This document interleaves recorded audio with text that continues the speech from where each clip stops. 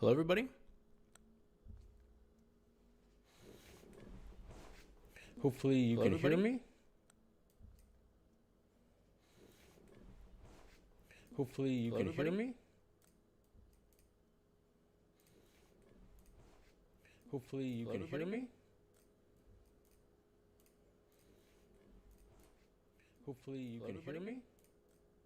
Woo woo woo. Hopefully you can hear me. Woo woo woo. Hopefully you can hear me. Woo woo woo. All right, that looks more or less okay. Woo woo woo. We'll see how all right, that looks more long the choir is tonight. Oh, you going to choir? We'll see how all right, that looks more long the choir is tonight. Oh, you going to choir?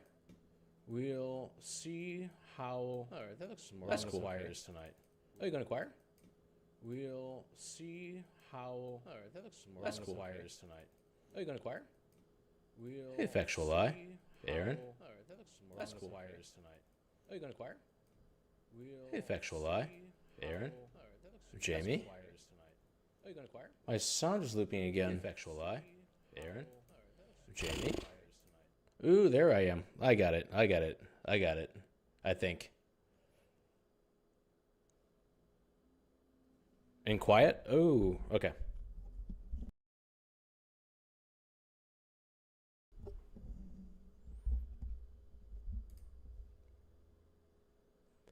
Okay, is that better? No more echo? Yeah. I have to like open YouTube. I have to open my own stream so I can play the chat. And if I forget to mute it, it will just play as an input. I don't know why, but that's what it does. Okay, cool.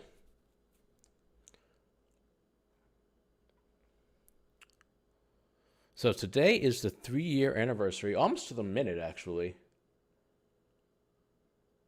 of, let me see, in 13 minutes, it'll be the 3-year anniversary of the Munchuk sentence being imposed. Okay, good. Thanks, Jamie. So I wanted to explain something that I've actually made like 3 or 4 videos on this topic. But it's just kind of a complicated one, so I wanted to do it live so you guys could give me feedback on whether or not I'm making any sense or just rambling like usual.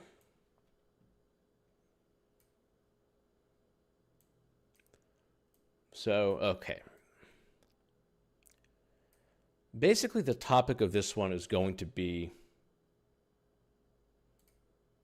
the fact that the state couldn't possibly honor its plea agreement with Antonio Sledge. It couldn't have, even if it wanted to, even if Antonio had said everything that they wanted him to say, they weren't going to be able to honor the plea agreement. And let me open one more file. I need one more tab. There we go. The main reason why is that too much time had passed between the sentencing and let me take a step back. Let me just walk you through what the plea agreement says.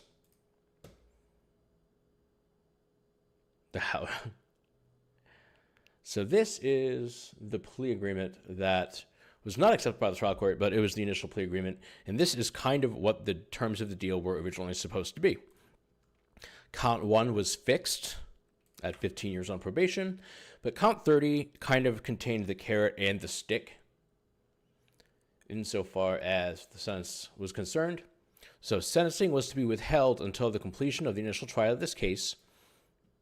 After the initial trial of this case, that's the relevant time, provided defendant has, those are basically testimony, provided Antonio has testified as the state wants, the state agrees that defendant shall be allowed to withdraw his guilty plea on count 30, and the state shall agree to null pros count 30.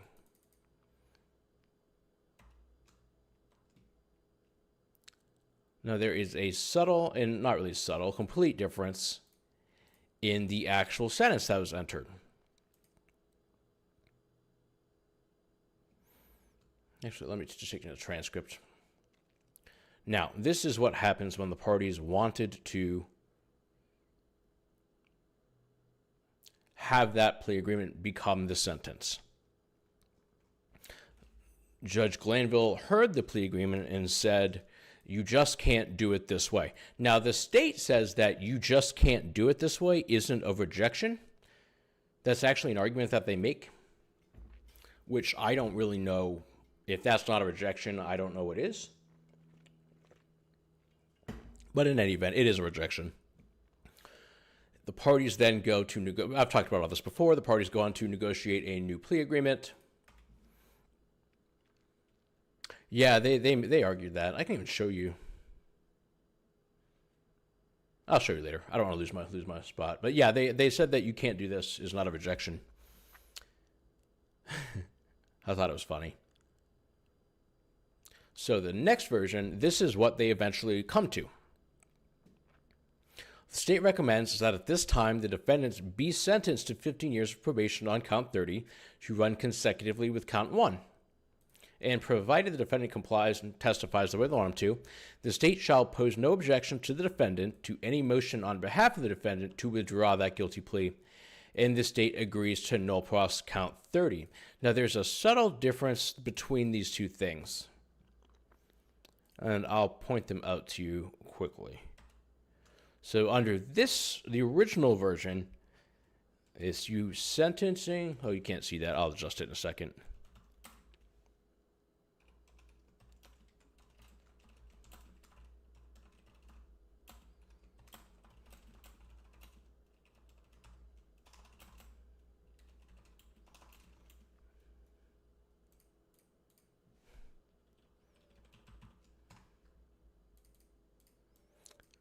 This is the issue. Under this version, and let me guys know if this makes sense. I really struggled to find a way to make this, to put this in a reasonable way, or digestible way. Under the original plea agreement, this works. The reason this works as it's laid out is because the sentence is withheld, the court maintains jurisdiction over Antonio.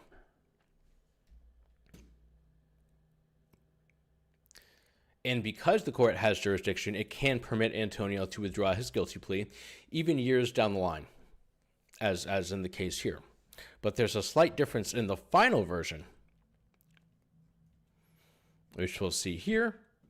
This is after the initial trial of this case, provided you have complied with special conditions, the state agrees that defendant shall be allowed to withdraw his guilty plea on count 30, and the state shall agree to null pros count 30. That's the same language. The difference is that here, there has been a sentence imposed on count 30. And let me type up the difference here. I'll do a different color. Oh, I didn't see you come in, Trikisha, or Trey.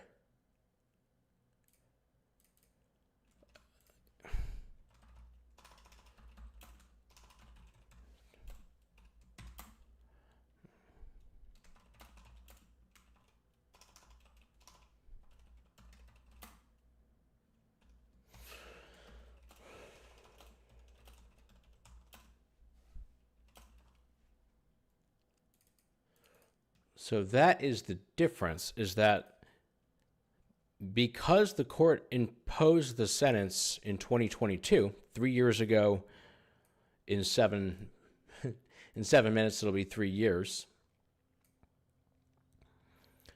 it was not possible for the court. It does make sense? Okay, cool. And there's actually a case that is almost like perfectly on point, even including the dates. This was from earlier this year, and it explained basically the same issue. It's a Linda Dunikowski case. She's a really great prosecutor. So I'll just read this to you real quick. In July of 2022, whereas with Antonio, it was December of 2022. I'll just cross that out. Travanti pleaded guilty in Cobb County Superior Court to a crime, and the trial court imposed a sentence of 15 years. That's exactly the same as Antonio. I was going to cross that out to make the facts the same. Teague, proceeding pro se, now appeals from the trial court's denial of his March 2024 motion to withdraw his guilty plea. containing the trial court erred by denying the motion as untimely. So this would have been, for Antonio, it would have been December. Where are you? There we go. Antonio, it would have been December 2024. This is the important quote here. A motion to withdraw a guilty plea must be filed in the term of court in which the defendant is sentenced. Otherwise, the trial court lacks jurisdiction to entertain such a motion.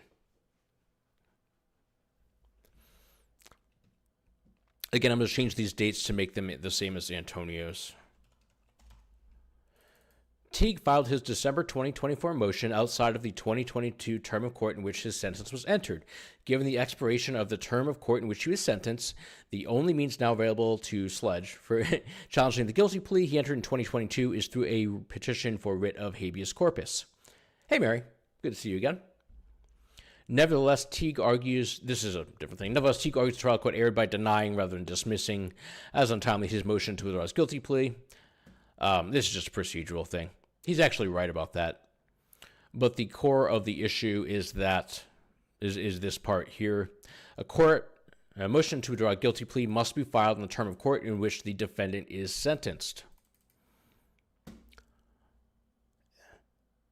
show you Fulton County right here. I think it's Atlanta Circuit. Fulton County, first Monday in January, March, May, July, September, November. So Antonio was sentenced on December 28th, 2022. I looked this up last night. The last day to withdraw would have been January 1st of 2023.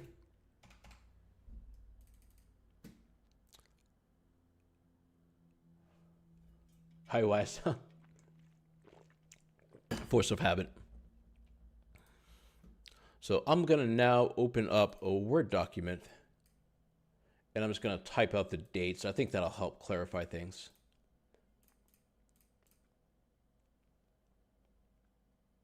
There we go. So, well, that's very small, and in Times New Roman, which is even worse.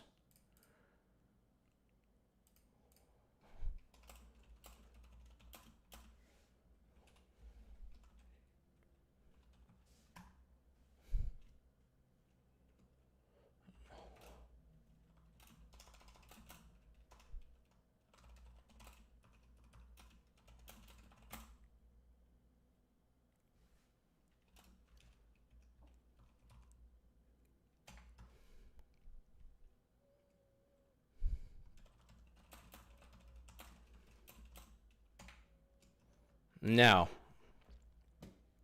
we're getting to the second half, which is when did the plea agreement permit Antonio to withdraw his guilty plea?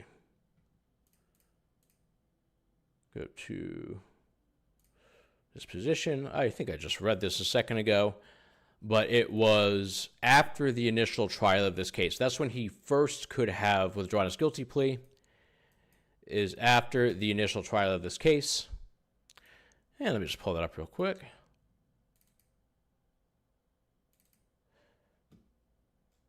This is Diamante Kendrick's sentence sheet. I mean, technically it's not a sentence sheet because he was acquitted of everything. He was actually acquitted on more than 100% of the counts because he was acquitted twice on count 63. So I think I calculated this as what? 1, 2, 3, 4, 5, 6, 7, 8, 9. Yeah, that's right. The state lost by 111% because they actually lost on count 63 twice. So they didn't even completely lose. It was worse than that. But that's an aside. So after the initial trial of this case would have been December 4th, 2024. That would have been the first day. That was after the initial trial of this case.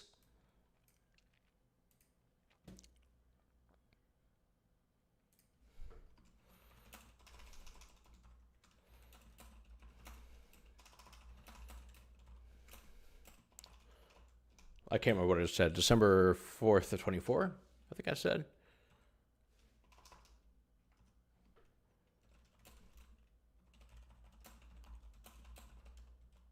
All right. Withdrawal? Withdrawal. So these are the two critical dates here. Let me switch back so you can see that. There we go. So basically, the last day Antonio could have withdrawn his guilty plea is January 1st, 2023, but the plea agreement didn't allow him to do that. He wasn't qualified to do that until almost, almost 2 years later, December 4th of 2024. And to put that in more practical terms, the import of that is that, again, I just want to show you 111% loss.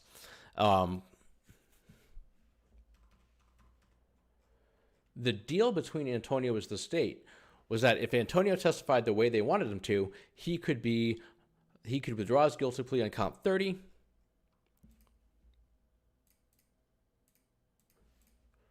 And the state shall agree to null pros count 30. But that is quite literally impossible. So for all the talk about Antonio not holding up his end of the bargain, I don't think that's true, but even if you accept that as true, the state actually couldn't hold up its end of the bargain, and it couldn't hold up its end of the bargain first. So if there's anybody who breached the plea agreement, really it's the state.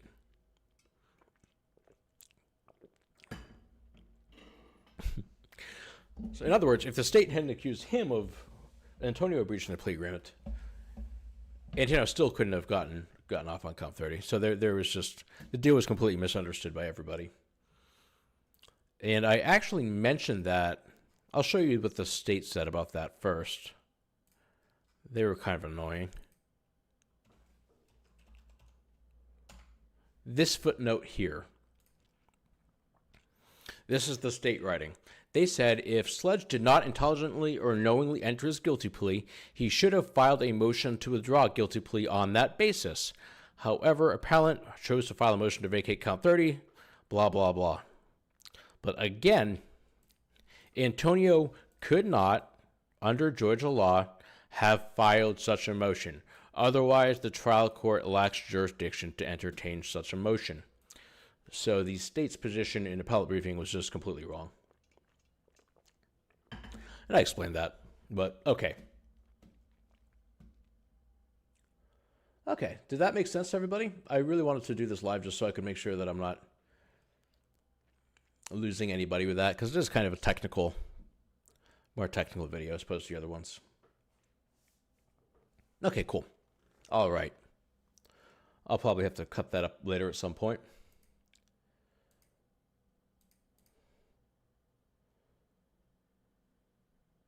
Now, I was thinking we could watch Mr. Ashley Merchant do a little argument, if you guys are interested in that.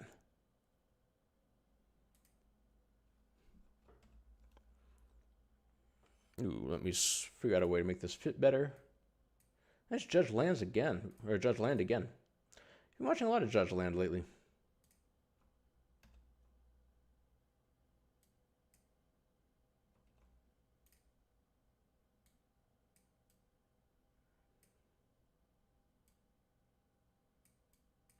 Annoying, that's putting it mildly. Yeah, I would say so.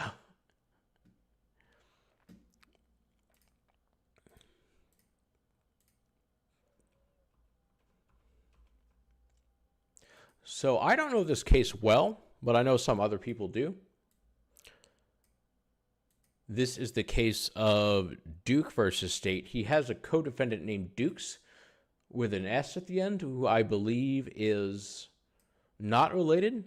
And this shouldn't be confused with YSL Duke, who they also were representing at the exact same time.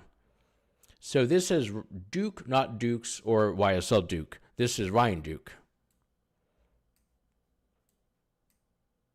That cracks me up every single time. I'm sorry. I just can't help it but make that comment. Okay.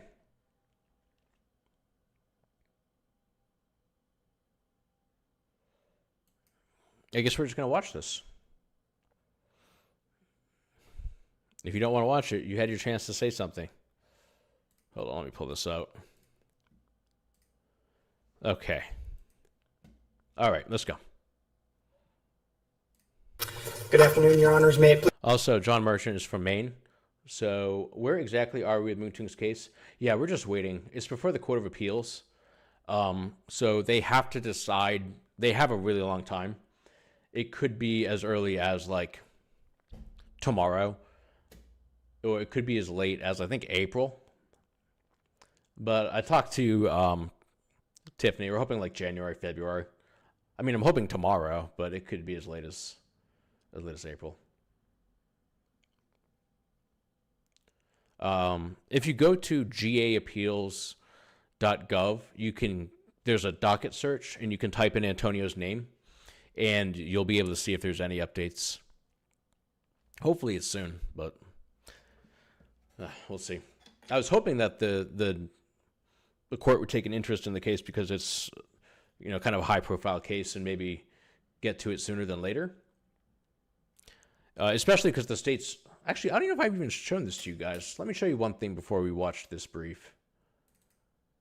This is one more part from the state's brief. I'll make sure I show this first. We were just looking at this a second ago. Not this one. The second one, maybe?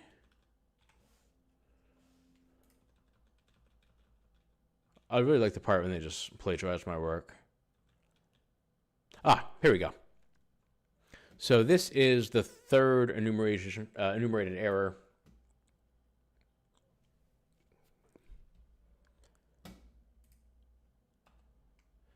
The state actually agrees that Antonio's due process rights were violated. The trial court... Wait, what? The trial court likely had a right to be present? Okay, they meant Antonio had a right to be present. Antonio had a right to be present. So the states actually agreed that Antonio's due process rights were violated. So I was hoping that the court might act a little faster in light of the fact that he's waiting in prison when everybody agrees his rights were violated. And it was so ominous how Massachusetts tweeted out they were going to publish the Fitzsimmons opinion. That's true. Actually, Georgia does an upcoming opinion. The Supreme Court does an upcoming opinions thing, forthcoming opinions or something like that. I don't know if the Court of Appeals does, but they give you like a day in advance, a couple days in advance. Again, I'm not sure what benefit that serves other than making people nervous. But it is what it is.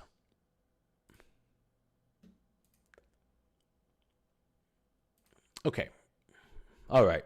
Oh, also, John Merchant is from Maine. He's the second best Georgia lawyer from Maine. I guess I'm not actually a Georgia lawyer since I've only been there like twice. And I'm not admitted there, but I'm still counting it. Please the court. John Merchant, Ashley Merchant on behalf of the appellant, Ryan Duke. We're here on a very discrete pretrial issue. We're asking the court to reverse the trial court's denial of our plea and bar based on the statute of limitations because we believe that even considering the tolling provisions that have been outlined by the state. Oh, I should probably tell you in advance, this is kind of a gruesome case. It involves, a little murder and body disposal. So, you're forewarned. Both for COVID tolling and for their claim that they did not know about this crime until later are both not supported by the record, and we believe the trial court erred in relying on the subjective opinions of the law enforcement officials who were in charge of this investigation. So to begin, Your Honors, the statute of limitation for this particular charge, all 6 counts in the indictment relate to the concealment of Tara Grinstead's body. Oh, yeah, that's one thing to note. I believe he was acquitted in a different county of the murder, but he was charged separately with the disposal of the body. That's why there's a statute of limitations issue. Even though it's a murder case, there's no murder being charged here. This was a case that garnered quite a bit of public attention in the early 2000s. She disappeared in Mr. 2005. Exactly. The case went cold. GBI has admitted this is the largest case file in its history. GBI chased leads left and right over many years and ultimately could not find the wrongdoer. In 2017, in February of 2017, it came to light through discussions that Bo Dukes, one of Ryan Duke's friends in the early 2000s, had told his girlfriend, Brooke Sheridan, about the events that unfolded early in the investigation. For the court's edification with regard to the operative facts and what was known to law enforcement, when she disappeared in late October, October 21st, 22nd, 23rd, in that time frame of 2005. 2 weeks later, in Fitzgerald, Georgia, in an orchard, Bo Dukes told one of his friends that he and Ryan, our client, had been involved in the disappearance of Tara Grinstead. And he was specific about the location. It was where they were talking. He confessed to the crime in real time to a person who ultimately was deemed to be a very credible person.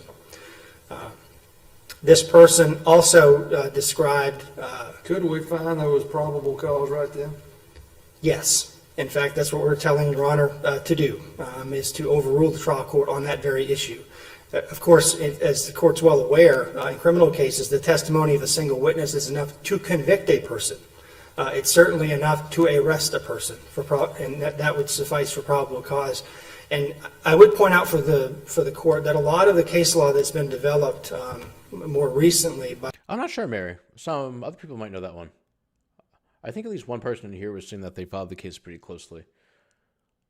Aaron, maybe? Somebody will probably will know that. Yeah. This court and the Supreme Court deal with the person unknown issue under the statute, but the operative provision that's relied upon by the state in this case is the crime unknown exception. So under 17.3.2, we're dealing not with did they know about Ryan's involvement in this, we're dealing with did they know about how he did this. We know the state knew about this as early as early November, and it's not a pie in the sky speculation. It's documented in law enforcement files as early as November 7th, 2005. At that time, following an initial investigation. Weren't details known at that time? Not just that Ryan and Bo were involved, but weren't there details that were told to this witness, Garland Lott? Yes, Your Honor. Specific details. Yeah, when the judges are asking you, like,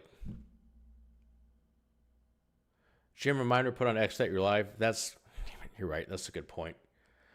I can't remember my point. I'm gonna have to do that now. It's not only about how it happened, but where it was located. So Garland Lott goes to his employers at the time, the Pauks, who that testified at the hearing below, and essentially, and what they told law enforcement at the time was, we believe this guy. He worked for us. He's a credible witness, and he's very specific about what he said. He said, not only did one of these people kill Tara Grinstead, they burned her body in an orchard in Fitzgerald, and that was documented in a written report that was prepared on behalf of Mr. Lott by Janice Pauck, who was one of the folks talking with him that night.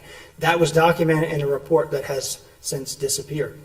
It doesn't appear anywhere in law enforcement files, and nobody has any idea what happened to it. What we do know is that the facts that were included in that report were not only within the ambit of knowledge of local law enforcement, both the Ocilla PD and the Irwin County Sheriff's Office, but that it was also handed to the agent in charge at the time, Don McTurner, with GBI. So it was that information was not just relayed to the Pauks, but it was then relayed to law enforcement. Yes. At that time. Absolutely, Your Honor. It was relayed to Alan Morgan specifically that night and to another deputy with the Irwin County Sheriff's Office, both of whom had firsthand knowledge. And it was so specific, they went out there that night to look for the location of the burn pit. They didn't ultimately It is Judge Good Accent. You are absolutely correct. We've been watching a lot of them recently. find it because it was the middle of the night, and of course the person leading them had no idea specifically where in the orchard the burn pit was, but they went to the orchard that night of Garland Lott's statement and looked in that very specific location. There was no further investigation by anybody. Presumably, if they hypothetically had not had permission to go on the property to look for the burn pit, would it be your position that law enforcement could have gotten a search warrant based on a showing of probable cause to go look? Wait, did he do a little eyebrow raise just then? A search warrant. Would it be your position that law enforcement could have gotten a search warrant based on a showing of probable cause to go look for that burn pit? Absolutely, Your Honor. If they had translated what Garland Lott had told them that night and put it into a application for a search warrant with a magistrate, there's no doubt, and I don't even know that the state would seriously question whether or not the magistrate would have signed that warrant, and they would have been out there with flashlights, with dogs, whatever it might have taken. More importantly, because the two individuals who were supposedly responsible for this and actually confessed to doing the crime would have been available for questioning and would have been able to lead them to the location. And with that standard of probable cause that would have supported a search warrant at that time, would that be the same standard you're arguing here for the statute of limitations to be triggered? Yes, Your Honor, for the most part, because I think there also would have been some additional details for an arrest warrant, as the idea of the confession itself is strong evidence, and there was no reason to seriously dispute the contentions that were being made in the orchard that night. Trial court. So you've got evidence there that right away law enforcement is told that Bo and Ryan are involved in this, that Ryan showed up with the body in the pecan orchard and they burned the body. Correct. What else do you have after that? So that wasn't the only time that this information was given to law enforcement. It was given to law enforcement a second time in 2008 when the agent in charge switched to Leah Leitner. She re-interviewed the Pauks specifically in 2008, and they gave her additional details. Not just it was Ryan and Bo who said this in an orchard, but they gave very specific information about the orchard itself being owned by Bobby Connor, that it was off Highway 129, that the gentleman had lived in the Pleasant Lake region of Fitzgerald, another specific detail. They also again confirmed the method of the concealment, which is the issue here for your honors to consider, which is burning of the body. Janice Pauk told Leah Leitner specifically in 2008, we believe this guy, and he said they burned this body, they burned her body in a wood pile. In addition to Garland Lott, you've got McCullough and Brooke Sheridan, right? Correct. McCullough. Yes, in 2016, one of Bo Duke's Army buddies came to Georgia with him during the holiday season, and Bo Dukes told him, we burned her body in an orchard, and we used my truck, and I can tell you that pecan burns hot, and he actually gave him details about the temperature you needed to burn a body with pecan wood. That was in 2016. So in February of 2017, at the latest February 7th, again, Bo Dukes makes a disclosure to his then girlfriend, Brooke Sheridan, who says, me and Ryan, or at the time what he described as his roommate, which was true back in 2005, we burned her body. And I didn't tell anybody because at the time my uncle or my relative was involved in a relationship with Grinstead, and I did not want it to come to light. So that fact is important because it provides a motive for why he wouldn't have disclosed the information in the first place, which makes it more credible. So you have at least 4 occasions prior to February 7th, 2017, where everybody in law enforcement is aware, has actual knowledge that these are the 2 individuals who did this, and this is how they did it, this is where they did it, and this is why it hasn't been uncovered. If we concluded that probable cause existed at any of those points in time, then this case is barred by the statute of limitations, correct? Yes, Your Honor. It's a 4-year statute, so we satisfied our burden of showing, obviously, since this happened in 2005, a prima facie case that it would have expired in 2009, absent any tolling provision. COVID tolling only applies, frankly, to the last disclosure, the February 7th disclosure. Anytime prior to that, even accounting for the COVID tolling provision, it's still time barred. But again, as we'd suggest, they knew about the method and manner by which her body was concealed. So that would as a matter of law, prevent all 6 counts in the indictment, because all 6 counts in the indictment, as they relate to Ryan, deal specifically with the concept of concealment. And so Our understanding is there was 4 days left in the statute when the indictment, if we count the tolling, is that correct? There were 4 days at the time of indictment? yes, if you use the state's February 17th deadline. Right. Yes, Your Honor. Right, or the February 19th, I believe, was there, when they said the person was known, was February 19th. So if we agree that there was enough probable cause on February 7th, notwithstanding all the other arguments you make related to the initial investigation, if there was enough probable cause after the girlfriend gave the information on February 7th, that would be barred. Is that correct? Yes, Your Honor. Okay. Yep.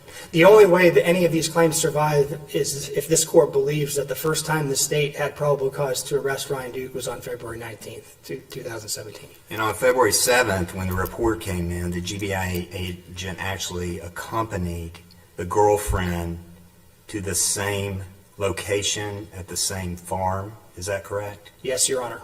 Okay. And whether she initially took him to the correct spot is a matter of contention, because I don't know that he remembers exactly whether that was the right spot or not. But what we do know is shortly after that, Jason Shadell, who was the agent in charge at the time, did a search in GBI's database for our client.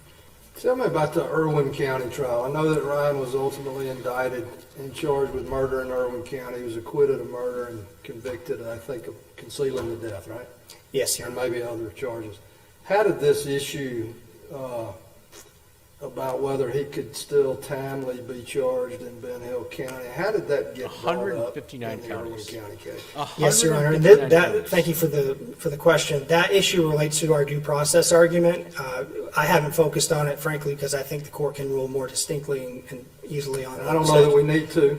Yeah, But I'm very interested in how that became an issue in Irwin County and what the state said. So that issue. Yeah, that was quite a signaling. I don't think we need to get to that, is him saying, we're going to rule on the other grounds in your favor. But it is an interesting question. Your Honor, was raised when Mr. Duke was on the stand. I see The your state questioned him and cross-examined him and specifically said, you can't be charged with this in Ben Hill County, right? And of course, a non-lawyer, he has no idea. We haven't had any discussions with him because That at was the time, objected to, but overruled. the state, yes, we objected to that, and over objection, the court allowed the state to question him about that. And then, in advance of the jury's deliberations, we asked the court to not let the state argue, or excuse me, in advance of closing, to not let the state argue in closing that he could not be charged in that county, because we were afraid, as ultimately happened, that the jury would compromise and convict him on the concealment in Irwin, and that's exactly what they did, and it was a compromise verdict. They were a full acquittal down the indictment. And See, Ryan Duke his max release date is about 14 months. His max release date is February 12th, 2027. He's currently inside. I don't know about he doesn't have a parole date yet. Irwin, but for the state's argument on that very issue, Your Honor, Ryan would be free in Irwin County, and now he has served almost his entire sentence. Was on this in concealment. fact argued in the closing in Irwin? Yes. That he could not be charged in Ben Hill County because of statute of limitations Bo Duke's until 2044, so he has quite a bit longer. has run out? Yes, Your Honor. And it was complicated after the fact, too, because the jury actually had significant questions during deliberations about Bo Duke's being charged in Ben Hill County and what the impact and effect that would have on this trial. And so they assumed, as pointed out in our briefing, they assumed that Ryan could not be charged in Ben Hill County. And because he had not been charged there and convicted there. Bo Duke's he has a tentative parole month already of September of 2031. So a little under 6 years. And because they ultimately had, in Irwin, found no venue for him for the crime of concealment against Ryan. What's the legal effect of them arguing in Irwin County that the statute of limitations has run and then going to Ben Hill County and saying the statute of limitations has not run? What do we do with that legally? Well, in terms of this case here, Your Honor, I think it's a due process issue because we had to change our entire strategy after the trial court ruled against us in Irwin. We had to shift focus. And so we didn't bring a lot of the witnesses to that trial that we would have to prove the statute of limitations issue in Ben Hill because the state had argued that he was time barred there. So that it changed our entire strategy, and because of that, that's why we've raised a due process issue here. I have just a brief amount of time left, Your Honor, so I'd like You want to reserve that? 30 seconds or so. Okay, for rebuttal. all right. Thank you so much. Let's hear from the state. I did pre-watch this. It's not a funny case. Oh, it's Erin's birthday? Her birthday is Moon Tung's sentencing day? That's kind of wild. Happy birthday. Erin, if you have any oral argument requests, let me know. You can watch that next.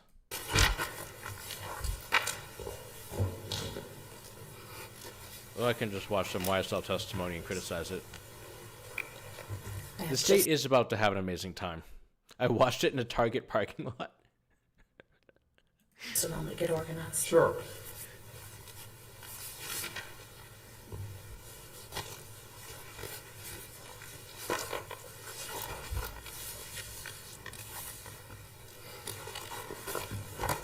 Might be helpful for us when you get started to focus on Judge Land's last question too about that argument that was made in closing. Certainly, Judge, and good afternoon, Your Honors, opposing counsel. My name is, I usually go by J.D. Hart. I know it says Jennifer, but J.D. Hart is more comfortable for me in the courtroom. I'm here today That's a lot of time to spend on your name. with District Attorney Brad Rigby of the Cordell Judicial Circuit, and I appreciate your time. So to immediately jump to the Irwin County issue, those questions were asked. In fact, they were asked by me on cross-examination. The issue His response was, I don't know, or no? I don't recall his exact response. I think he actually testified that he was aware of that, but I wouldn't want to stick to that because I haven't reread the question transcript recently. specifically not just that he I haven't reread the transcript recently? What were you... couldn't be prosecuted in Ben Hill County, but that he couldn't be prosecuted in Ben Hill County because of the statute of limitations? Yes, sir, and if I can explain why that question was asked and where we all were, because at the time, it wasn't just the state, it was both the defense and the court held that that was in fact the state of the law. What we were all forgetting about was COVID tolling.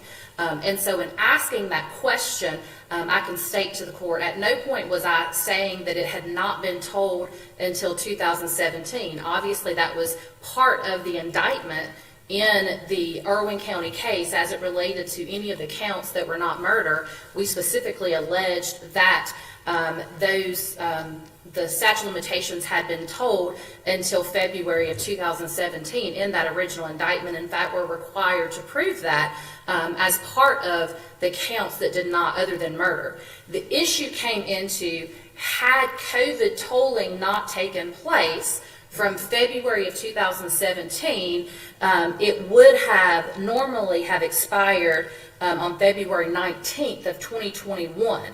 And so everyone, frankly, in the courtroom, not just the state, was thinking about the 4-year statute of limitation running from the February of 2017, because we have always maintained, as it relates to both Mr. Ryan Duke and Bo Dukes, that the statute of limitation was told until February of 2017, which I can address. But specifically, as it relates to Irwin County, it was because we all forgot about that time period of In COVID. addition to asking the question, did you argue it to the jury in closing? I did not argue closing. Mr. Rigby did. Okay. I don't recall that, but I would not state that that did not occur. I do recall them objecting to it and the court allowing it. I don't recall Mr. Rigby actually arguing it in Irwin County.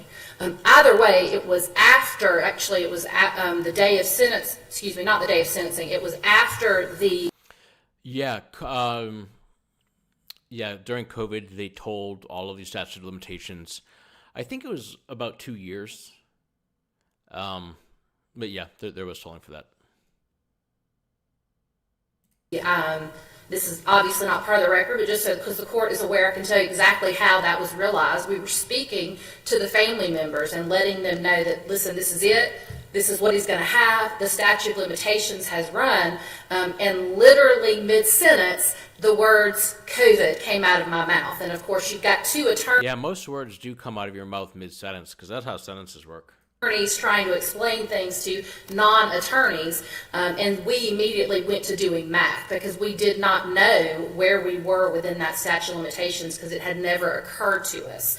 And so it was not until after the verdict had come down that we even realized he was not barred. We were not barred. So that's how it came up in Irwin County, and I absolutely did.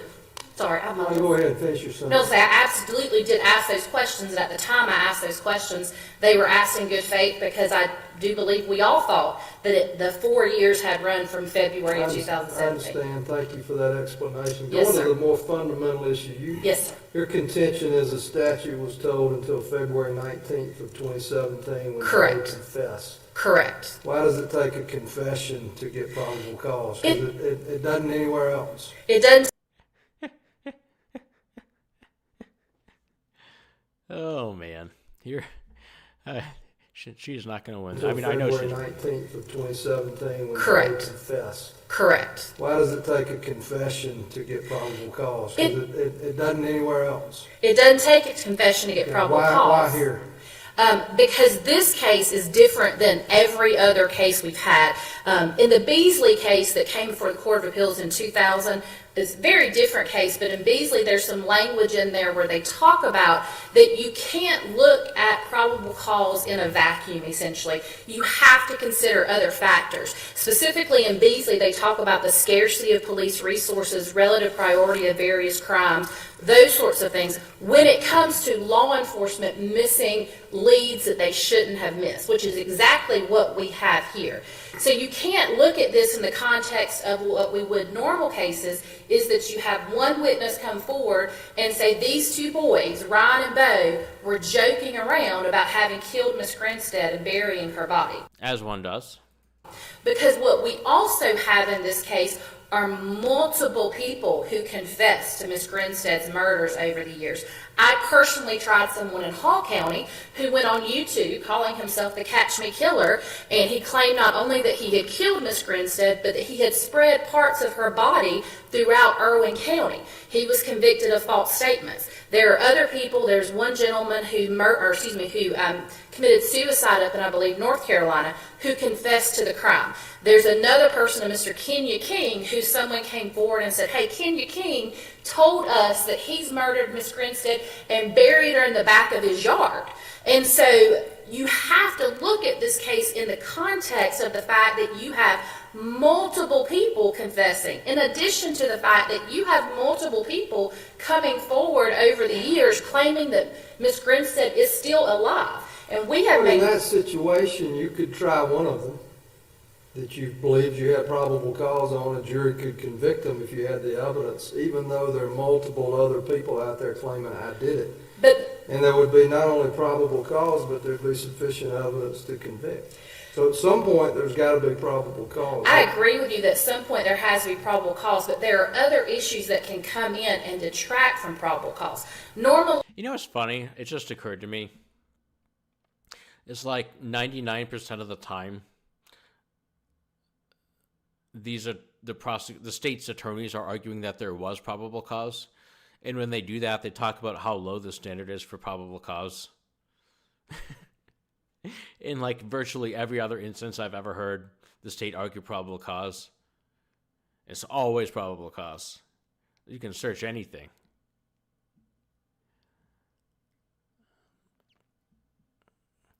I mean, I could watch football, but the Patriots already won by like 30 points, so, you know. Not one of the confessions was that's true. I haven't heard any YNW Melly lyrics in a YSL case yet. Okay, let's keep going. yes, one witness is sufficient to prove a case. I know that. I'm usually try child molestation, so I talk about that a lot. But when you look at the context, and this is kind of how I think about it, if someone comes to you and says, I committed an armed robbery at the bank yesterday, and you go and there is an armed robbery at the bank, but the person tells you that he was wearing a black shirt, and the person in the video is wearing a red shirt, and the person tells you that he is he's 6'5", and the person in the video is clearly 5'5".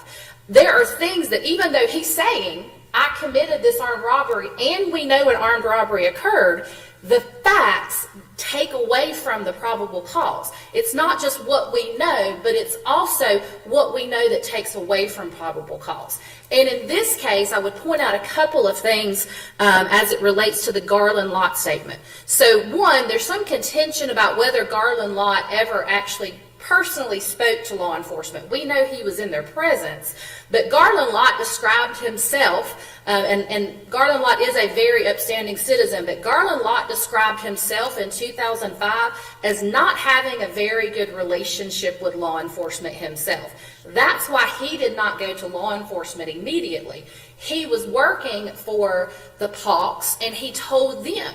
Garland Lott at various times has admitted he thought that Bo and Ryan were joking, that this was something that in that time period in Irwin County was a huge thing that everyone was talking about, and he thought because there was alcohol being used, there were illegal drugs being used. Although Garland Lott felt the need to tell the Pauks, he himself felt like they could have just been boisterous, talking, and being stupid, essentially. And so while that was communicated to a member of law enforcement, which was Alan Morgan worked for the sheriff's office in Irwin County. It's also important to understand the jurisdiction of who was handling what in this case. Miss Grinstead lived within the city limits of Ocilla. So originally when she was reported missing on October 24th of 25, the city police officers got called in. In fact, the chief himself was the first one to respond to her home. Realizing immediately that something was going on, either she had fled, because it's well known and it's documented that Miss Grinstead did have some mental health issues, or that something had happened to her, they immediately called a GBI that day. So as of October 24th of 2005, GBI was the lead agency. The sheriff's office essentially assisted in searching. They were searching woods, they were searching everything that they could find for a body, and the sheriff's office assisted with that in any way they could. The sheriff's office did not have access to all of the information that the GBI would have had access to. Alan Morgan has indicated that he gave this information to the GBI agent who was over the case at the time. That GBI agent has indicated he never heard about this. He never received a statement. We are never probably going to know the difference in what happened, where that link didn't occur. But what we do know is that in Alan Morgan's report and in his testimony, he indicates that they went out to the location of where they believed Garland was saying that Ryan and Bo said they burned her body. And the reason I say they thought, because it's also important to understand Miss Grinstead was not burned in an orchard. She was burned in the woods out behind the orchard. So the bonfire where Ryan and Bo were joking about murdering and burning her occurs in an orchard. When law enforcement, that being Alan Morgan, Nelson Polk, go out to respond to this thing that Garland Lott has mentioned, they go to the orchard, and the evidence is they find nothing to prove that a body has been burned where these boys have been joking about burning a body. They also then have, there's in the report, it states that they had GSP helicopters fly over. That's funny, YP. I was just thinking that. I was thinking that exact thing. The next day, there was zero evidence that a body had been burned there. Counsel, you say that they're joking about burning the body, but that could also be, as Judge Land said, that could be a confession, right? It absolutely can be a confession. But again, when you take it into context of everything else, the fact that they did attempt to follow up, and there was... It's clearly probable cause. Like, if you want to say, like, it's not enough for a conviction, or you didn't think it was enough to bring the case to trial, I think that's fine. But, like, come on, bro.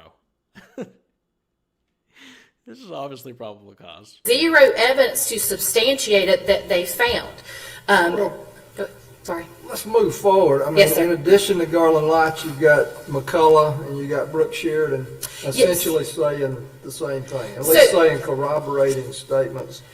that Two would totally things. support what Garland Lott said. So, I apologize. so how's there not probable cause at least by then? So two things. One, neither John McCullough nor Brooke Sheridan knew Ryan Duke's name.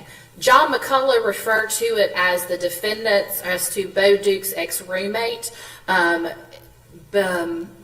Sheridan said something like Brad Luke or Ryan Duke. Neither of them used Ryan's name. But Thankfully, if we view it all in Did context, she just? in the totality of circumstances, you've got those statements which seem consistent with what Garland Lott told us. except that Jason Shadell had no knowledge of the statements that Garland Lott had made. And I'm not saying he shouldn't have, but I'm saying he didn't. So this is why he didn't have knowledge of that. As you know, this is a 4,000 plus page case file. At the time that this case file, because no one had been arrested, this Oh no, 4,000-page case file. How dare you have to read you have to read the 4,000 pages. And it's not like a 4,000-page book. It's 4,000, like, I guarantee you not all of those are like written text.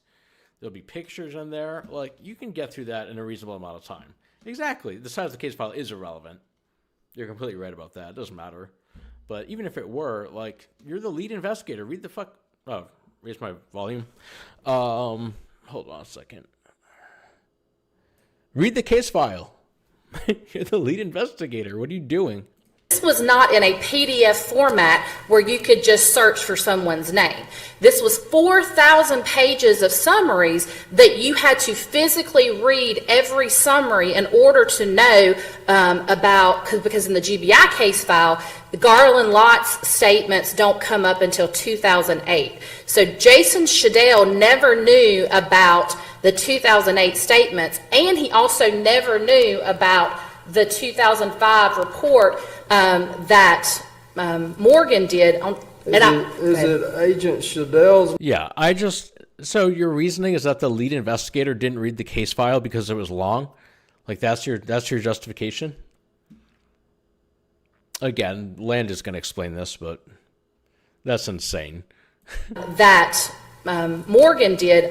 Is it Agent Shadell's knowledge that matters, or the state of Georgia's knowledge? Exactly. I don't think, I think it's the state of Georgia's knowledge, but that you can't have one person know this and one person know that and one person know that and say that there's probable cause. You can rely on the knowledge of other law enforcement. Why not? If they're all... Yeah, it's the knowledge of the state of Georgia that matters, and you impute all knowledge of everybody to the state of Georgia. Law enforcement for the state of Georgia, why does it matter if one officer has knowledge of this and the other officer has knowledge of that? Why is that not probable cause? Because they can't corroborate each other if they don't know about it.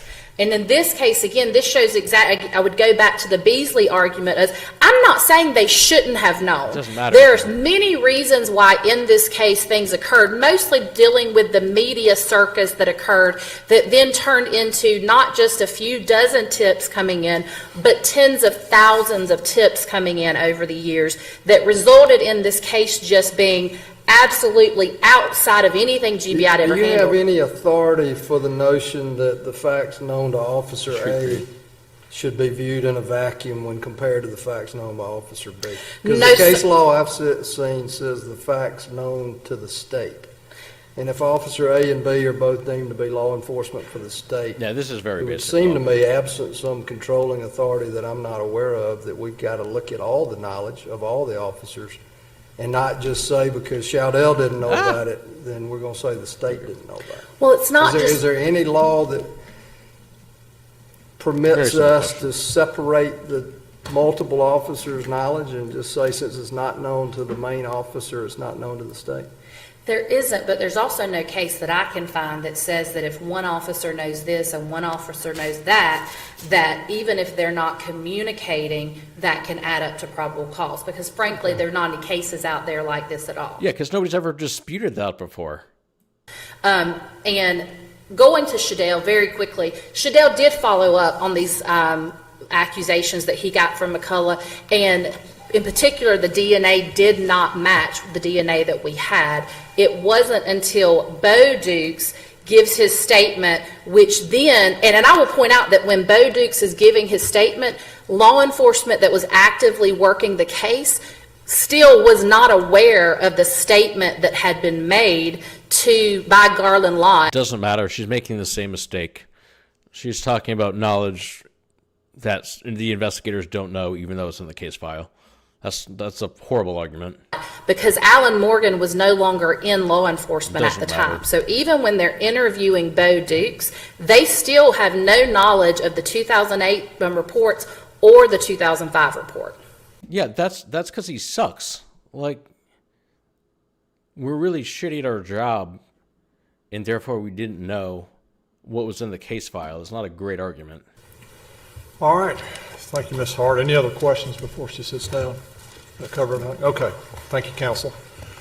All right, Mr. Merchant, last word. Yes, Your Honors, with the 30 seconds, I'll just point out and follow up to Judge Land's questioning on this point. It's all in the file prior to February 17th, all of it. It was there to find.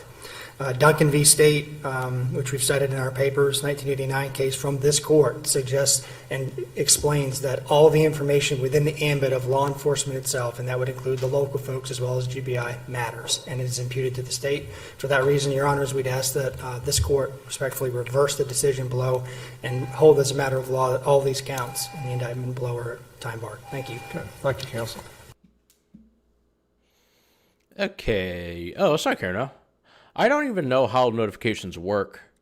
Hello. This opinion is only 6-ish pages. Really more like 4. I'm just going to read through this real quick. Actually, you know what? I don't want to read. My throat hurts. I'll just read the beginning and end so you can see the result. There you go. That's the opinion here. Maybe the state convention.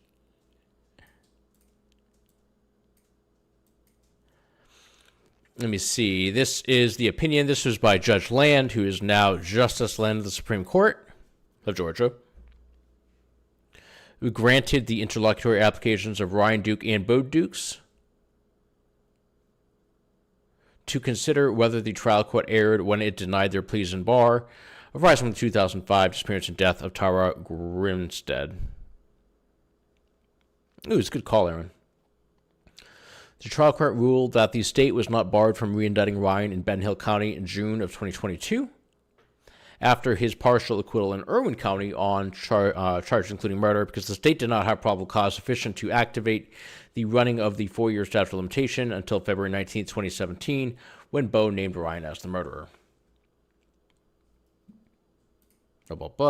Because we conclude that law enforcement had probable cause to arrest the two men by late November 2005, we reverse in case numbers A24, A1618, and 19 and dismiss case number A24, A1670 as moot. Sheriff Chuck, I just got here, but the last lawyer impressed me. He had 30 seconds and talked for, yeah, it was really good. Make your points, emphasize your points. You can't cover everything. Leave them what you want to leave them with. Yep.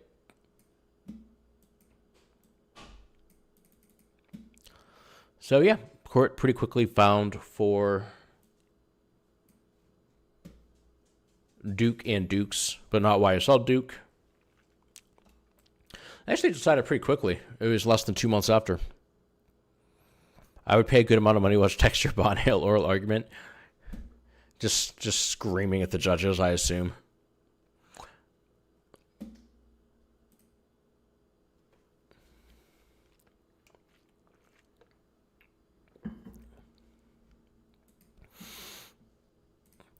Good afternoon, Your Oh, hey, Aaron, do you have any case requests? If you don't, I want to watch this one.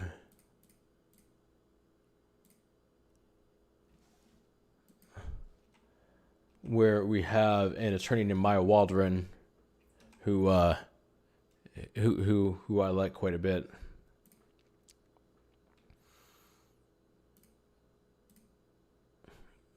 It's quite a spicy case.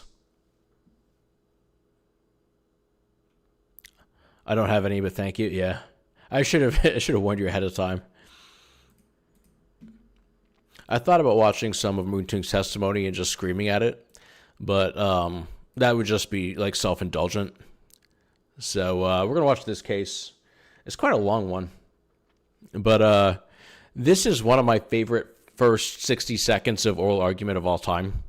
Just comes right out the gate with some anger that I love. I think you'll like this one.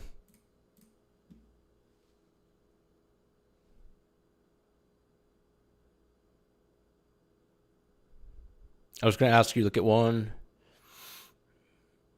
Defense drop client. If you get the case name, I'll look at it.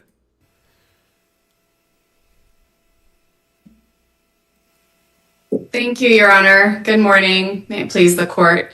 Maya Waldron for petitioner Larry Severson. Is the sound okay for you guys? I intend to reserve about 10 minutes. Okay. At Mr. Severson's trial for allegedly murdering his wife, Mary, none of the experts could conclusively determine how Mary died. They all agreed she could have died of an accidental overdose. The state presented only circumstantial evidence, and the defense presented a compelling case for acquittal. The prosecutor knew that he did not have a conviction in the bag. Oh, here we go. I hope you're ready. So he resorted to relentless and blatant misconduct during rebuttal closing argument. He described Mr. Severson's prior affair as screwing some 21-year-old tramp. He vouched for the state's expert, saying he was a very credible individual with nothing to lose. He told the jury, innocent until proven guilty. Yes, today ends that preposition. There is no innocence in this courtroom except the innocence of Mary Severson. And the very last thing that the prosecutor told the jury was that Mary was a mother, a daughter, a sister, and quote, Mary Severson's life had a purpose and it had meaning. Your duty today is to give her death justice. Now, defense counsel sat silently through all of that misconduct, and under either EDPA deference or de novo review, that was ineffective. So today I want to focus on... Let me get, at least from my perspective, the concern before we get to prejudice. I'm sure you're very familiar with Strickland. And the district court concluded, the trial court concluded that there was, in quotes, overwhelming evidence that and therefore the first prong of Strickland was not satisfied. You've accurately described what was said in connection with the final claims by the prosecution to the jury. Obviously, unless what was done fell below the standard for, in this case, capital defense lawyers in this case, you lose on prong one. What is your best argument you cited all these things that were said. What's your best argument that what was said was so violative of the first prong of Strickland that basically we have to reverse, because the failure to raise this issue, if we get past the prejudice issue, is just enough. You got to have a new trial. What's your best argument? To clarify, Your Honor, you're asking about deficient performance specifically, not prejudice, correct? Oh, I'm not getting to prejudice yet. I'm starting with the first prong, which is whether the, if you will, the conduct or lack of conduct by the counsel here fell below the standard of an appropriate capital defense lawyer, so that the first prong of Strickland was not satisfied. The trial court said there was overwhelming evidence. There's no such problem. Well, what's the best argument that the district court got it wrong? Yeah, well, the magistrate court referred to overwhelming evidence. I don't see that as going towards deficient performance, only to prejudice. Yes, that's correct. All right, let's put that aside then. Let's go directly to the performance. Yeah, so my first point on deficient performance under 2254 D1 is that the Idaho Court of Appeals in Severson 4, its decision was contrary to both Strickland and Roe versus Flores Ortega, 2000 U.S. Supreme Court case. And that's because the Severson 4 court never conducted the requisite analysis. It never determined whether or not defense counsel acted reasonably by failing to object.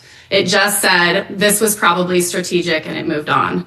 Now we know from Roe versus Flores Ortega that explicitly that the question is not whether a decision was strategic, it was whether it was reasonable. So right off the bat, this court gets past 2254 D1 and needs to review deficient performance de novo. On the merits, trial counsel simply could not have reasonably opted to sit silent through this barrage of misconduct. Again, we have vouching that was clear and unequivocal misconduct. We have the trampling of the presumption of innocence that goes to one of the most fundamental rights that Mr. Severson had at his trial. We have what, by all accounts, is incredibly offensive, egregious statements referring to Mr. Severson's affair as screwing some 21-year-old tramp. It would be helpful to me if we could maybe take these buckets of statements individually. So if we could just start with the comments about the affair partner. I guess I wonder why reasonable counsel couldn't have thought that, these comments make the prosecution look terrible. So I'm going to sit back and let him make it. I'm going to let him sink himself by looking like a hothead using this kind of language before the jury. Why could that not have been a strategic or a reasonable choice? Just focusing on those comments first. Yeah, well, I think in this situation, I understand wanting to focus on the separate comments. But when you have a barrage of improper comments, I don't think it's fair to say, oh, they let one improper comment slide. Here we had comment after comment after comment, and each of those was misconduct. Some of them are improper, then added up, they're still not, it's still not a problem, right? If the failures to object are not improper individually, they wouldn't add up to. Right, but if we assume that it can sometimes be reasonable to let a single improper comment slide, I think that argument falls apart when you have a pattern of misconduct. So are you saying that the only way you win is if on a cumulative basis, taking all the points that you've made, if cumulative that adds up, then you win. If not, you lose? No, Your Honor, because I don't think that deficient performance rests on cumulative error. My point is simply that letting a single comment slide might be reasonable, but when you have a pattern of misconduct throughout a rather short rebuttal argument, that failing to object to those repeated instances of misconduct cannot be. Are we getting into a circular argument? Judge Thomas just pointed out, okay, you got this individual comment about screwing some 19-year-old tramp. She's saying, couldn't that have been a strategic decision? If I understand you, you're saying, well, if you go through the whole series of these together and you add them all together, that's the problem. That's why I said, do you depend on a cumulative number of these together, or is there some individual comment by the prosecutor that sinks their case? Your Honor, they're each misconduct. It was unreasonable to object to each of them. It was particularly unreasonable to fail to object to the series of misconduct. I take it your argument is that if you take one comment in isolation out of a long argument, there may be arguably some strategic value there, but there's no strategic value when the misconduct happens the second time and then the third time. So any strategic value essentially is gone once the prosecutor keeps repeating the misconduct. Yes, Your Honor. And look, I think we have here what the jury could see as acquiescence. The defense counsel didn't say, wait a second, you can't use that type of language in the court. And so beyond it just being unreasonable not to intervene, really it signals to the jury that defense counsel is somehow in agreement with or acquiescing in these statements. So each separate instance of misconduct was unreasonable. It was unreasonable for defense counsel not to object to them, but particularly, as Judge Wynn said, when you add them all together, it simply is unreasonable to fail to object to such an egregious series of misconduct. So that gets back then to what I raised in the first place, which is to be successful, you have to be successful on the cumulative impact of these individual objectionable comments by the prosecutor. Is that correct? Getting to prejudice, Your Honor, I would argue that Go back to the first part, because I think if I understood you correctly, you're saying that as to step one, the cumulative impact is what lets you in. Is that wrong? No, that is not what I'm saying. What I'm trying to say, to be clear, is that each statement was misconduct. It was deficient performance to fail to object to each statement individually. But particularly when you look at the big picture, no reasonable attorney could sit back and allow the prosecutor to engage in this repeated pattern of misconduct and rebuttal. But I still don't think that you've answered my question, because I asked you a question about these two comments. You said it wasn't fair to just look at these two comments, but I think your answer to Judge Smith's question is that you're not arguing that we need all of them in a cumulative fashion, that it was a failure to object to each of them individually. So it'd be helpful to me if you could tell me why the failure to object to those two comments. Yeah, because this was outrageous. It was absolutely outrageous for the prosecutor to refer to this affair as Mr. Severson screwing some 21-year-old tramp. That language was clearly calculated to inflame the passions and prejudices of the jury. And although the jury might have thought, oh, that's not proper language to use in a courtroom, you didn't have an objection. You didn't have an instruction saying to disregard it. So that is absolutely unreasonable. Well, counsel, you're going to have to overcome prejudice as well. I mean, I tend to agree with you that these statements are beyond the pale. As two state Supreme Court justices agreed with that. I think your problem on prong one is that now we have a layer of deference that we apply that the state justices don't have.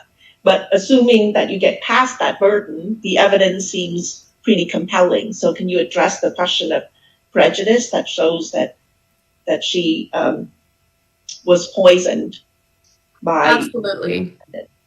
Yes, Your Honor. Yeah. So just as an initial matter, again, on prejudice, the court's decision was also contrary to Strickland. So also on that prong, the court should review it de novo.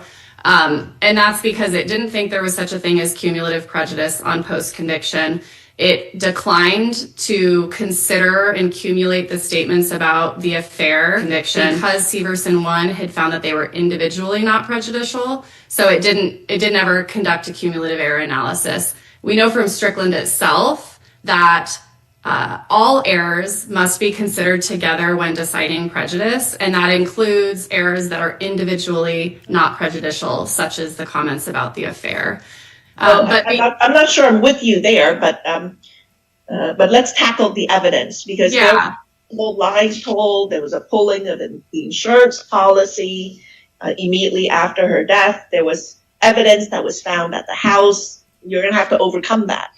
Absolutely, Your Honor. So under prejudice, even under 2254 D1 and having to show that it was an unreasonable application, every fair-minded jurist would conclude that there was a reasonable probability that had counsel objected, the jury would not have found guilt. So as I already discussed... And you base that on what? I'm sorry, what's that? You base your statement on what? That every fair-minded jurist would have not convicted. Yeah. What are you basing that on? Well, let me explain. So as I just discussed, the misconduct was repeated, egregious, and impactful. It was the very last thing that the jury heard from the attorneys. The standard instructions did not address the misconduct, couldn't have cured the violations. And getting to, I think, the heart of Judge Wynn's questions, the case was purely circumstantial. And I strongly disagree that there was overwhelming evidence. This was not a slam dunk. Again, none of the experts could conclusively say how she died, whether it was accidental or a homicide, but they all agreed that she could have accidentally overdosed. So that circumstantial evidence was used to prove not just that Mr. Severson murdered Mary, but that this was a homicide at all. Do you think arguing by Zoom like here is easier or harder? I don't like doing it. I don't like being on Zoom. It's just awkward. It can be easier to hear though, for me at least. So I like that part of it. I'd probably prefer in person though. As opposed to an accidental death. The smothering theory was speculative and it was refuted by the defense expert. And then there was a bunch of evidence to support acquittal. So Mr. Severson, in the months leading up to Mary's death, was trying to figure out what was going on with these hydroxycut pills. And he essentially talked to anybody who would listen to try to figure that out. He talked to his own pharmacist, the Idaho Board of Pharmacy, the USDA, the manufacturer. A friend of his testified that Mr. Severson... But the jury had all of that and they rejected it. They did, Your Honor, but they rejected it after 2 days of deliberations. So when you have a 2-count charge, and, it was a long trial, but it wasn't a complicated case, a super technical case or anything like that. When the jury deliberates for 2 days, that should signal to this court, more than anything else, that this was not a straightforward case, that the jury did not see it as clear cut. And then when you pair that with the egregiousness of the misconduct, the fact that it was one of the very last things that the jury heard, we absolutely show prejudice under either de novo review or AEDPA deference. Well, even on de novo review, the prosecution now gets the benefit of all the inferences in their favor. It's really hard when you have when you have a strong defense and the jury heard it and they rejected it. Well, but then I think, Your Honor, you would never overcome the burden because we're always here on a conviction, right? Again, I think the big picture, if you zoom out, is comparing the relative strength or weakness of the state's case to the egregious... But here, it's not like the government didn't have any evidence. You've got motive, you've got numerous unexplained, inexplicable lies told to multiple people. You've got physical evidence found in the house that corroborated the prosecution's case. That's a strong case. Some of that evidence did corroborate the state's case. A lot of it also could cut both ways. And so I think that's important to recognize. It wasn't totally indicative of guilt rather than innocence. But I would direct the court to this court's decision in Zapata because it's a very similar scenario where you have misconduct in closing. In rebuttal specifically. And there, this court found that the prejudice determination was unreasonable under AEDPA deference. And there was plenty of evidence in that case that Zapata was guilty of this murder, including witness testimony that he had confessed to shooting somebody up outside of a 7-Eleven. So the strength of the case here, I don't think, is any stronger than in Zapata, and there this court found that the egregious misconduct overcame prejudice even under AEDPA deference. Can you tell us of the evidence that Judge Wynn just recited? What are the pieces that you think cut both ways? Like, if you could tell us what the strongest pieces are that cut both ways? Well, for example, I believe that the state cited to the sleeping pills being found in all of these various locations, and one of them was tucked in the brim of a hat that said Dad or World's Best Dad or something like that. And so they said, oh, look, Mr. Severson had these pills. But my point is, if he's trying to murder his wife, he's not going to leave evidence tied directly to him rather than to her laying around the house. So that's an example of a piece of evidence that could very easily cut both ways. How do you deal with the insurance policy issue? If I understand the record correctly, there was if you will, a claim that the mother or mother-in-law had an insurance policy by a desk or by a bed, asked someone to get it. The mother-in-law or whoever it was denied that. he had previously also said that he didn't want a divorce because she had everything in her name. How do you distinguish that? I mean, is there any way to explain that in a way that benefits your client? I don't know that the insurance policy is here or there. The testimony, I believe, was that Mr. Severson thought the policy would give the money to him, but really it went to the mother-in-law, Mary's mother. But he asked to get the policy because he understood it differently, right? I believe there was testimony to that effect. And look, this is right. It's motive. It's motive evidence, which is pretty powerful when you have a circumstantial case. Correct. The state had circumstantial evidence. That's not disputed. What I think this court needs to look at for prejudice is the relative strength of the state's case compared to the egregiousness. And again, that none of the experts knew how Mary died. They all said this could have been an accidental overdose, and it was just this circumstantial evidence that was used. There was a hat in a closet that said "World's Best Dad," and apparently some of the sleeping pills on which the wife overdosed were in that hat. It should be noted that the wife was taking these pills voluntarily for an extended period of time. And when she was found with a bunch of pills of the type that she had previously been taking. So it is just kind of an odd facts pattern. To not just convict Mr. Severson of murder, but to try to prove that this was a homicide in the first place rather than an accidental death. But circumstantial evidence plays into a lot of murder convictions, does it not? I think that it does, but the court has more experience with this than I do, but I have not personally had a case where circumstantial evidence was used to prove that it was a homicide in the first place, where everybody agreed this could have been an accidental overdose. So I see that as quite different than your average murder case that uses, for example, circumstantial evidence to prove who shot the person or something along those lines. What about the evidence, if I understand correctly, that there was tape put on Mary's mouth that showed, if you will, a suffocation rather than just an accident? I don't remember testimony about tape, Your Honor. Or if you were pressing down in a way that suggested suffocation. Yeah, there was some bruising and abrasion around her mouth. One of the state's experts thought that could be consistent with suffocation or smothering. The defense expert said no, that was due to resuscitation. So we had a layperson trying to do CPR, followed by the EMTs trying to intubate and do CPR, and then finally at the ER as well, I believe the doctor attempted to resuscitate Mary.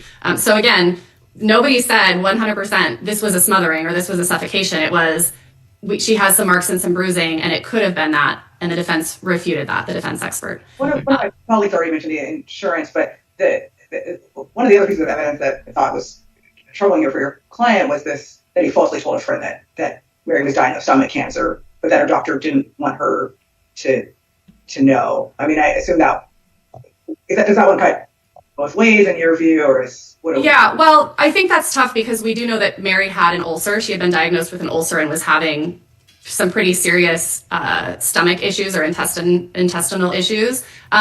Exactly why he thought that was cancer, I don't know. The record doesn't show that, but you're right, Judge Thomas, that there was testimony that he had told acquaintances that he thought Mary was dying of cancer. And that doctor didn't want her to know that, right? I believe that's right. Yes, I believe that's right. Okay. Yeah. I see I'm well into my rebuttals. You can certainly save the balance of your time if you'd like. I will. Thank you, Your Honor. Very well. Okay. Mr. Lieberman, please. Oh, I'm sorry. It's Mr. Gans. I apologize. Okay. Was there a documentary on this case? There was not. Unless there was. It's possible. This case is from like 20 years ago, so it's definitely possible that it came up. I don't really want to watch the United States' argument. I just liked the opening of her argument with respect to the Trump comments. I will show you the opinion real quick. Let me download it.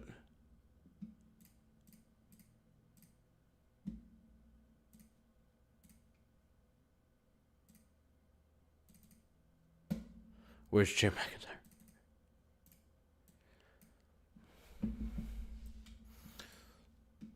Let me show you.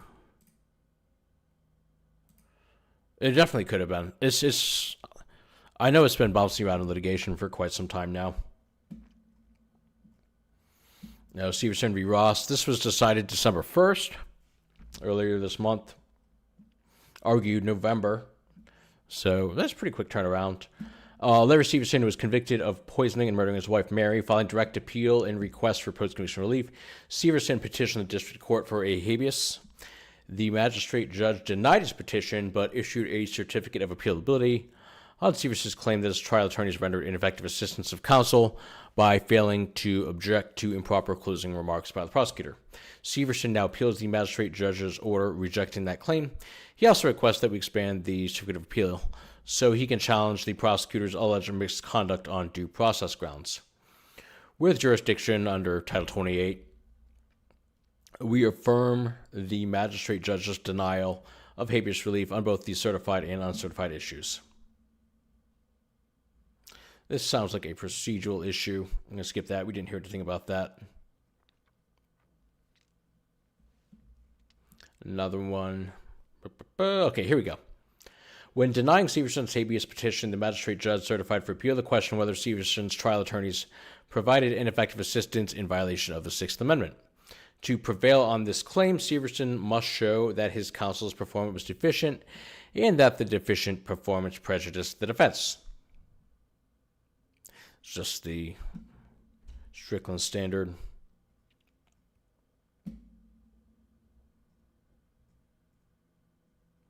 Severson contends that his counsel rendered deficient performance by failing to object to certain comments by the prosecutor, including that his expert was a very credible individual with nothing to lose. It's kind of weird. I don't think having nothing to lose makes you a good expert, but nevertheless. And that there is no innocence in the courtroom except the innocence of Mary Severson. We agree with Severson that these and other remarks were inappropriate and objectionable and should never have been uttered. However, that does not necessarily mean that Severson's attorney's performance fell beneath an objective standard of reasonableness. See, that's kind of funny, though, because,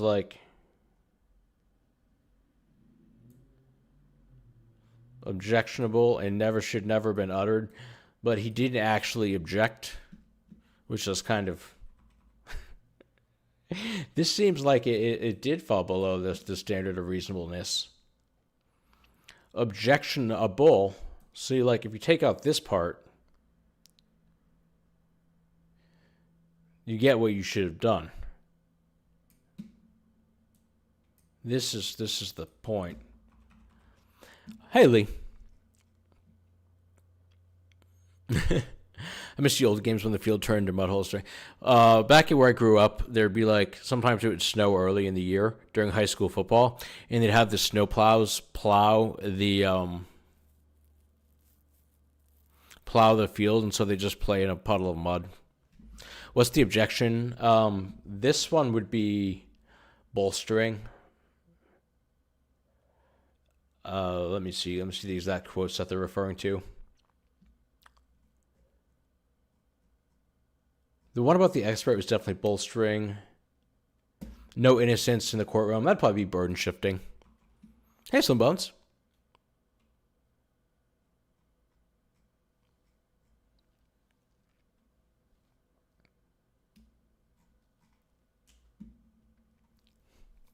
We owe deference both to Severson's counsel and to the Advocate of Appeals, which concluded that counsel was not deficient, except perhaps with respect to the vouching comment.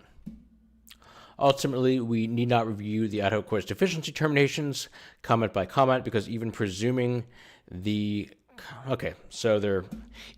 counsel is duty bound to object, Severson's Strickland claim still fails on the prejudice prong.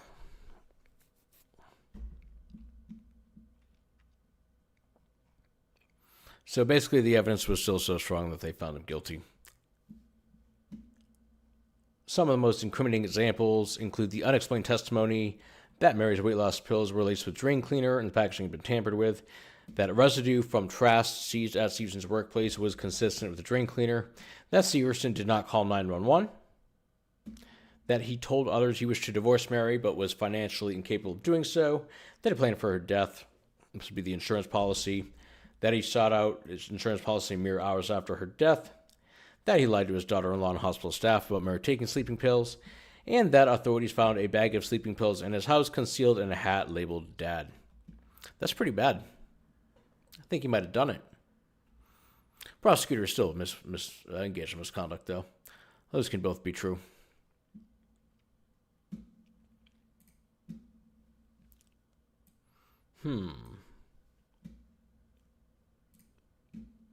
What are you guys in the mood for? I don't want to like stop streaming, but I'm not sure if I have any more ideas. You know, we watch some testimony or something. Could watch Kat stream on here and just steal her content.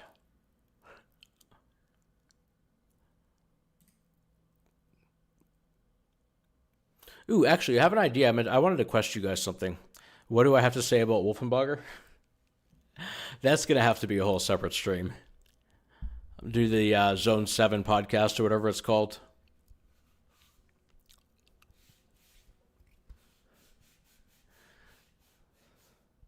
The Cheryl McCollum and Nancy Grace special and all the things they said. That's going to have to be a show of its own for sure. Maybe I'll do like a Nancy Grace reaction or something. That could be fun. Just watch her videos and give my thoughts. No, I actually want to get your guys' opinion on something. There's a project that I've been working on. What about the self-defense case from last year, the River Guy? I don't remember that one. The River Guy. Like, it sounds familiar, but I can't place it. Brian Enton interviewed this profiler. Is it a defense counsel? But I don't know if Brian Enton is either. A profiler. It sounds like so much of the true crime coverage space just feels like black magic. Or like hocus pocus. It just I don't know where they like come up with these ideas. Young lads surrounded him, felt attacked. I don't know. That sounds familiar, but I can't place it. Let me ask this question real quick, though. There's this case that I want to cover. It's kind of like what Kat's doing with the Holly Bobo case. It is this case here. I've talked about it before. This one. I'll show you the indictment or something.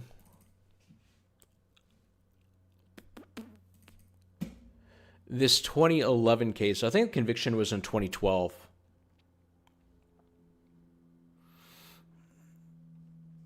This is the case, I've mentioned this on here before, where body voodoo, I read those two. I read It's Voodoo and add body language experts to that pile. And I started to read it as add body voodoo experts to that pile. I don't know what body voodoo is. In any event, this body language thing is driving me crazy lately. It seems to be getting popularity. But there's this case here, and it is an Adrian Love case from 2012. And basically, this murder had already been solved. It had been a closed case, and there was somebody in federal prison who testified that these guys were involved in this murder from a decade prior. And basically, Adrian Love... Okay, so there was a gun that was found next to, I think it was these two guys. Not in their possession, but near them. And Adrian Love tied it to the murder scene, even though it wasn't the murder weapon. And in argument, she called it the literal smoking gun, even though it was unambiguously not the murder weapon. And the witnesses were all literally crackheads. And by that, I don't mean like metaphorically. I mean, they were literally smoking crack at the time they did the witnessing.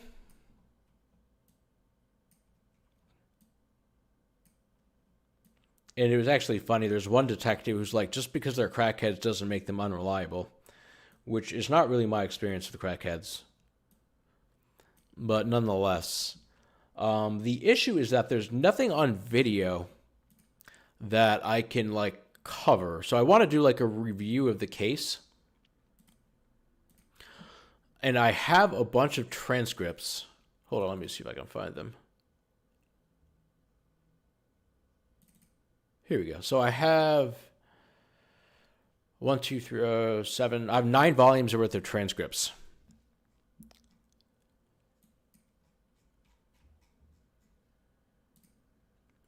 No, they spelled her name right.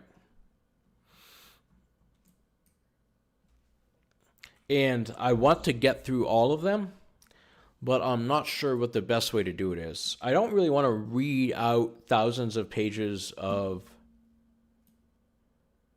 transcripts necessarily. But I also want to show everything that's in them. So do you guys think it would make more sense to try to go through everything, or just summarize? Why don't you just change this? Or just kind of summarize stuff that in each volume.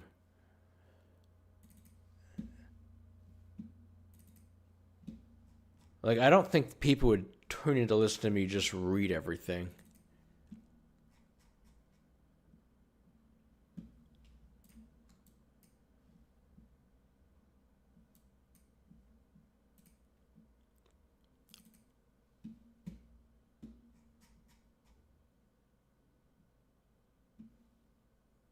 Get AI to... Oh, man, I didn't even think about that. That might be a good idea. And then I can, like, interject whenever I want to. I think these are the evidence parts. Yeah, these are the exhibits. There's so much that's wrong with this case. Oh, that's true, Matthew. I didn't think about that. There's another thing that Love did in this case. So, like, are you guys familiar with, like, prior transaction evidence? Where so the state's theory in this case was that the victim was shot in a robbery. They were trying to rob his drugs, steal his drugs, which is probably true. And so they introduced evidence of 2 prior cases that may have involved these guys. Well, 2 of them. But they had never even been charged in those 2 other prior cases.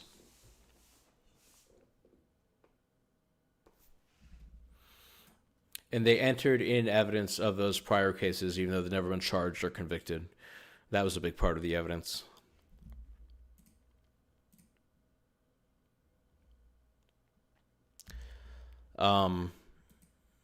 And yeah, there's just a whole bunch of stuff.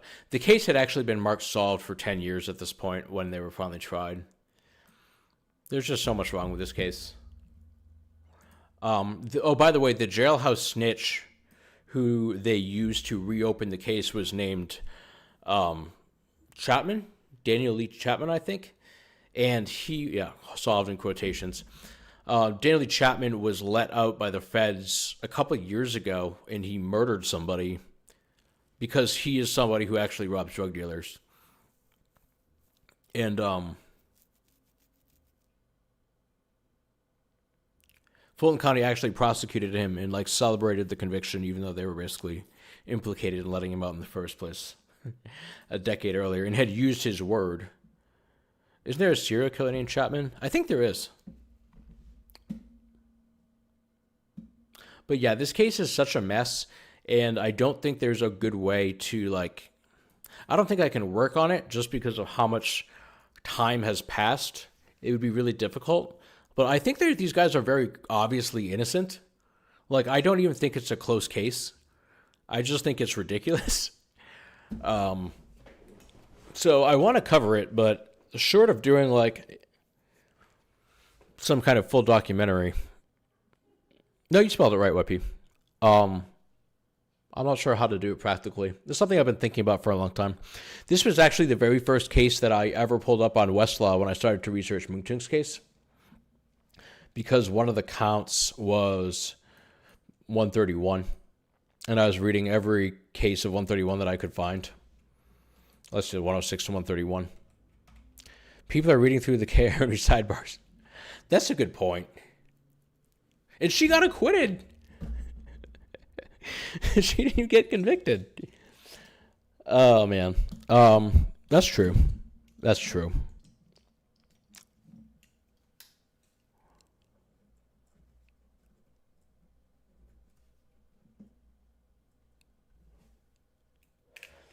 It is kind of funny that people thought that sidebars would be like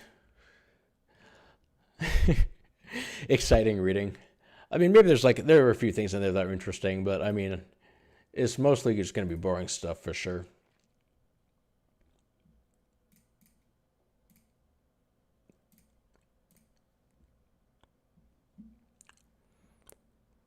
Get people to read different parts. That's a good idea.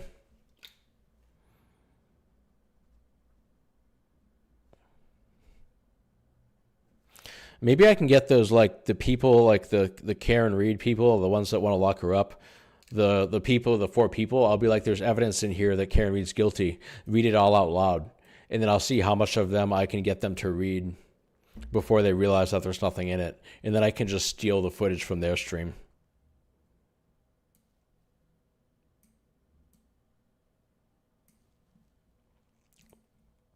While tapping on WhatsApp. That's not a bad idea. That could be fun, actually. Kind of like a joint project.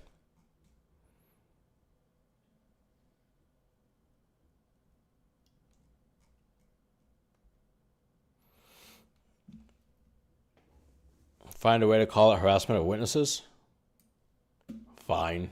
I've seen their prosecutors. I'm not worried about it.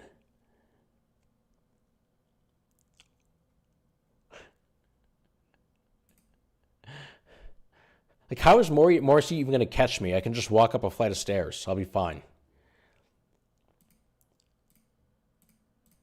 That was probably mean. I shouldn't have said that. But it's true. And I mean it.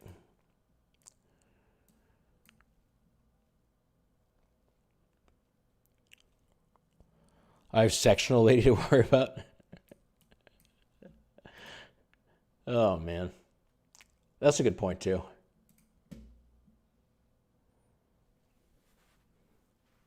Three channels on one, and they had AI reading the Caribbean sidebars.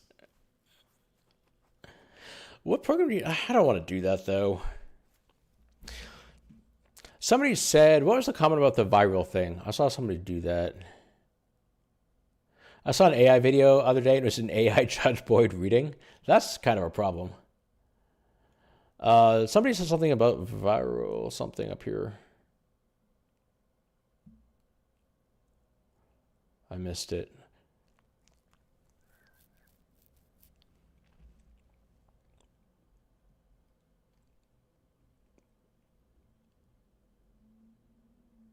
Oh, man. Okay. I don't think I have enough to keep going. I kind of have a sore throat today. But I wanted to get on because it was a 3-year anniversary of Moon Tung's case. But I wanted to get... Oh.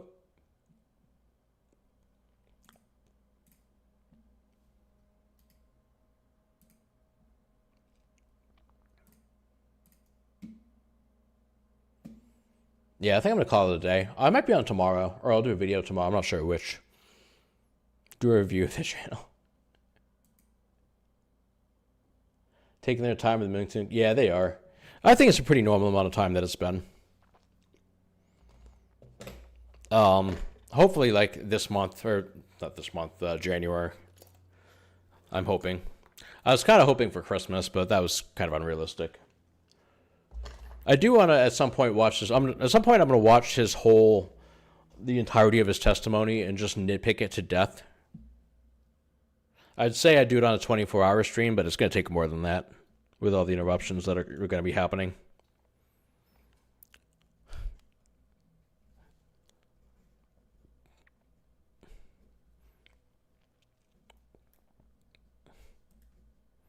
But, okay, I'm going to call it a day. I'll probably be on tomorrow. I'm not sure exactly what we're going to cover, but I'll find something. But, yeah. Thanks for watching, everybody. Thanks for tuning in. And I'll see you next time.